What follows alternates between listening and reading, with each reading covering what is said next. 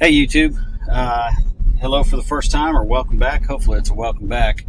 I have doubled my subscribers. I think I'm up in the 80s. So thank you for subscribing. I'm Jack, and this is my daughter's 2013 Jeep Grand Cherokee Overland edition.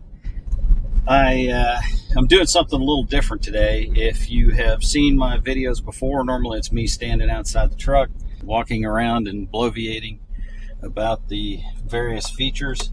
Today I thought we'd try something a little different. In watching my videos, I like the parts where I'm driving better. You know, car guys like to drive, and I'm a car guy. Also, it's about 90 degrees out and 90% humidity, so more time in the AC is good for a fat man. Hopefully you like the new format. Let me know in the comments below. I do read all the comments. I try to respond, and I appreciate all of them. So thank you. I actually have a long history with Jeeps. Going back to 1972. I remember we had I think it was a 72, and it might have been 74 when I remember this. We had a Jeep Cherokee Chief. And it was white with red vinyl interior. I think it had 3 rows. Kids didn't ride car seats back then, so we used to flip back and forth over the bench seats. And from what I remember, that thing would go everywhere. Long hiatus after that. I didn't get back into Jeeps until the day I graduated from college. Anyway, bought a Spinnaker Blue Metallic 1990 Jeep Cherokee XJ. That was a great little truck. It was a Laredo, and I liked the Laredo better. Back then, the Limited, if you got a Limited, it had like this gold package on it, and frankly, I didn't like the gold package, and I couldn't afford it. Another bit of a hiatus. When I got rid of the XJ, Jeep had announced the Grand Cherokee, which I thought was a great concept, but it was the ZJ, and the shovel nose on that thing, when it came out, I was like, oh man, that's really disappointing. To me, it looked like a Chrysler K car with a lift kit. So to me, that looked like that. But during that time, we bought a house with an extra garage, and not being one to let a garage go to waste, I went out and bought an '89 YJ Wrangler 4-cylinder, and that thing was the most underpowered vehicle I've ever been in. Sold that and got a 6-cylinder '88 YJ Sahara. We still have it. My middle son Carter took it to Oxford, Mississippi his freshman year for fall semester. It has not been in my possession since. So this kid became that kid. That kid became this kid. And then this Jeep became that Jeep. January of 2000, I took delivery of a 2000 WJ Limited in Pewter, and at the time it was the most expensive Jeep in Georgia, because I had the factory navigation, which was this big box mounted here. Then when my daughter graduated from college, we figured she needed something a little bit more reliable, a little bit more gas friendly, and so we ended up getting her this. It's been a pretty good car. I think she ended up spending a good bit of money on a transmission control module a while back. I'll put a picture up. At one time I had the 2000 Grand Cherokee, the 88 YJ, and the 64 CJ3B all in the fleet. We don't get a lot of snow, but every once in a while we do, and it was a big deal. Ended up trading the CJ3B in on my son's 2010 JKU. So this is the Overland. It's not quite the top of the range. I thought the Overland had about everything you can have. This has heated wheel, just like the Summit. This does not have adaptive cruise, and it is also a manual tilt wheel, and it does not have telescope. So there's some conflicting information out there about what comes standard. It seems like there is no standard. It's all over the place. So I filmed this thing about 3 times. Oh gosh, that is not a flattering angle. I filmed this about 3 times and never segued into the fact that this is not the top of the line. This is the Overland, and there's an Overland Summit, and there is the crazy SRT, which stands for Street and Racing Technology.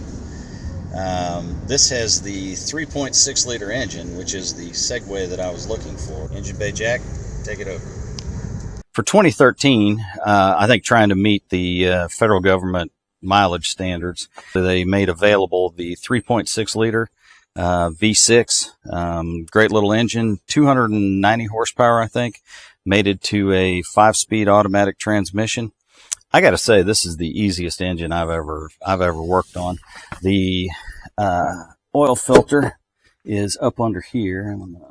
You can kind of see the top of it right there. Just unscrew that. It's actually easier just to pop this off. You unscrew the canister and let it drain. No fuss, no muss. And also the drain plug in the sump is angled more towards the middle of the car. And this is, I think, the only engine I've ever changed that did not spill a drop on the driveway. The hardest part is the spark plugs on this side are up underneath the intake plenum. And so all this has to come off. In order to get this off, you got to take the smash panel back there off.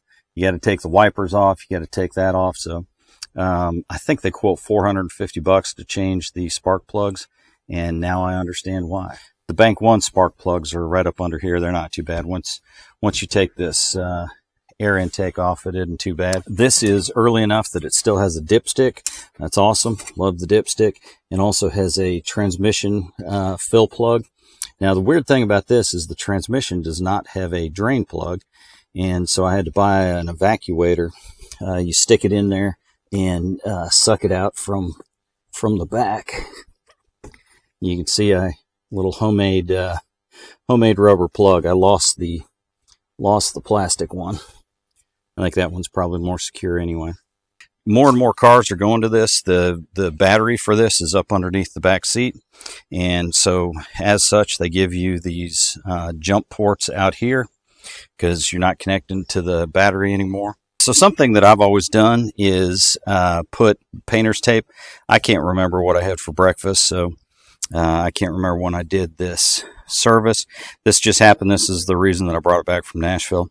Changed the serpentine belt, changed the plugs, air filter, cabin air filter, transmission fluid, transfer fluid, and the diffs. You can see that this engine has pretty good access. I mean, there's all kinds of room in here.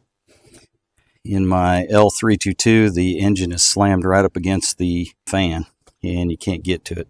This also, by the way, I think with the Overland package, you get the heavy-duty 180 amp alternator.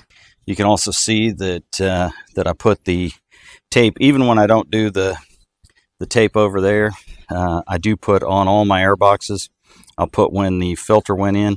That way it's on the outside, and I don't have to open it up. The Summit, you can also get it in this. In fact, I think you can get it in most anything. Will come with a 5.7 liter V8. And then the SRT is above all that, which is just insane. It is a 6.4 liter V8 producing 470 horsepower. It does not have a low range transfer case, oddly enough, but it will tow 7,500 pounds, apparently at 100 miles an hour. So there's a lot of people that call this the American Range Rover, and looking at it, you can tell why. It's got a very distinct styling. You can tell that it's a Grand Cherokee, just like you can tell a Range Rover from a distance. It has certainly has the off-road chops. I would put this as more capable off-road than the Range Rover. and it also has a luxury appointments on the interior. In a new segment we're calling Fat Man in the Back, you can see front seat set where it's comfortable for me. I'm about 6 feet tall. Plenty of room, plenty of headroom here with the pano that we'll talk about in a second. It feels light and airy in here. It's not like I can play basketball or anything, but plenty of room. This is that light frost beige interior. It does have reclining seats, and they also, you just pop it up and they fold flat. And you can see that it also has heated seats as well as an inverter. You turn the inverter on from the front, so it's not always on the whole time. So this is Jeep's Command View trademark sunroof, full pano. You can see the back is open here. We've got the front tilted up for vent right now. Single touch shade that will come back and cover the whole thing, or just half if you need it. As we move up front, you can see that we've got a very nice cockpit. I've always enjoyed the layouts of the Jeeps. We've got a nice functional steering wheel. You can see with the wood trim, it is heated. It does tilt, but this one is not electric. It is a manual tilt, and it doesn't telescope. You can see the electronic vehicle information center and a nice stitch leather dash. A little bit of bubbling over there. Nice wood accents, and like I say, just a great overall layout. One of the things that I like, and I think a lot of car manufacturers do this, there are buttons on the back. Hopefully I'm getting that. These are for volume. On the other side, I think it changes channels. In the Range Rover, it doesn't have that. Everything's out front, but it does have the paddle shifter. We've got the push button start here, and not a lot of people know this, but this part comes out. I'm not going to do it because it's kind of a pain, but the button actually pops out, and if your key is dead, you stick your key in there and you can turn it. I think you also have to do that in order to get the transfer case into neutral, and we'll talk about that a little bit later. We've got our friends from A-Tach Mounts again. Just put that in. It is specific to the Grand Cherokee, and you can see that it just kind of clips on and is removable. I have not taken the little two-sided sticky tape off because I'm not sure if my daughter wants it or not. There's a lot of people that complain about this infotainment center, or the Uconnect. This is the smaller, older Uconnect. I think it's 6.5 inches or something like that. In 2014, they went to the larger 8.5 inch version. Compared to a Range Rover, it's actually pretty good. One of the things that I love about this, you can see the artist and the song. I listen to a lot of outlaw country, and I run across songs, and I go, hey, that's kind of cool. Who is that, and what's the name of that song? It's about 3 menus deep on a Range Rover. This does have satellite navigation. It works. The roads are stuck in 2013. I like the fact that the climate controls are buttons. Like right here is the cooled or the air conditioned seats. Seats are heated and air conditioned in the front, just heated in the rear. These, in order to get to these, you have to go through the screen on my wife's car. When I'm driving, I don't like to look down and mess with screens. Once you get to know kind of the general layout of your dash, you don't have to look down. You know where the fan is, you know where temperature is. This does have stability control. As I mentioned, heated seat. Of course, the four-way flashers are hazards. This turns on and off the rear inverter so that it's not sucking down the battery all the time. And then you can turn off the parking. Coming down to the center console, we've got a nice leather-wrapped gear shift. Some people don't like it. My wife's is a little bit different. This, the chunk. That does look a little bit dated. In my wife's, it's just straight up and back. And now, I hope you are ready for a bunch of Jeep words. I had to print it out, so let me read this. This is the Quadratec 2 trademark, full-time all-wheel four-wheel drive, mated to a Quadratec 2 trademark transfer case, featuring Select Train trademark. So what all this is really is the transmission is like a WA or W5A something. Harkens back, the 5-speed transmission harkens back to the Daimler Chrysler days. This was a Wandler 5-Gang Automatik bis 85 oder 33 Newtonmeter in Gange Drehmoment. Pardon my German. I think that translates to 5-gear automatic with 243 foot-pounds or 428 foot-pounds or pound-feet maximum input torque. The transfer case that they call Quadratec 2 trademark is really a 3023 manufactured by Magna Powertrain. I only know that because I was recently up underneath here servicing the transmission and transfer case fluids. We've got hill descent here. This does have a low range. In the crazy SRT, you don't get the low range. I don't know that you're going to be taking that thing off-road anyway. This did come with the factory tow package. Has a capacity of about 5,000 pounds. If you move up to the larger V8, I think the towing capacity goes up to 7,500 pounds. We don't tow a lot with it. In fact, I don't know that tow hitch has ever been used on this one. Classic Jeep tailgate. It does have the Overland badging and the 4x4 badging on it. This one's a little different than my wife. Her window doesn't open, but with a button over here, you can pop it and just the glass opens. So if you pull on it, power tailgate, revealing a pretty spacious trunk. We got her these floor mats, and as you can see, they've been hauling concrete blocks and just got a new house, and so they're at Home Depot about every weekend. This comes in handy for these recent years. A lot of storage space back here is the spare trunk, and you can see that you've also got some cubbies to hide some stuff. One thing that's kind of cool in these Jeeps is you can pop this out and you've got yourself a little LED flashlight. So it's not super bright. It's probably been in there a while. You can see it has the soft tonneau cover. It doesn't have the hard parcel shelf like the L322. See, it's a 60-40 split. The rear seats do recline, and it is flat, which is kind of nice. The L322 does not fold flat. On the exterior, we have a brilliant black pearl coat over a light and dark frost beige interior. All of my cars have a light interior. Living in the South, to me it doesn't make a lot of sense to not have a light interior. Of course, this has the classic Jeep 7-slot grille. It has HID lights, and oddly enough, the fog lights used to be halogen. The stock fog lights are halogen, and I swapped them out for the LEDs. The color temperature is much closer, so now they kind of match. This does have keyless entry. You just push the button to lock the door, and it also has auto start. It has the blinkers up in the side blinkers up in the mirrors. This has the 20-inch aluminum wheels, or aluminum alloy wheels, and as you can see, they've been curbed a time or two. Happens to all of us.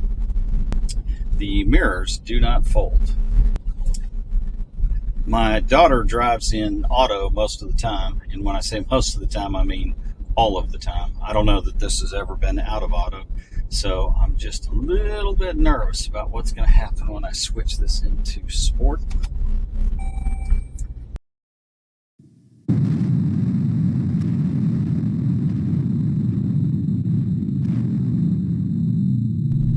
Okay, it wasn't that bad.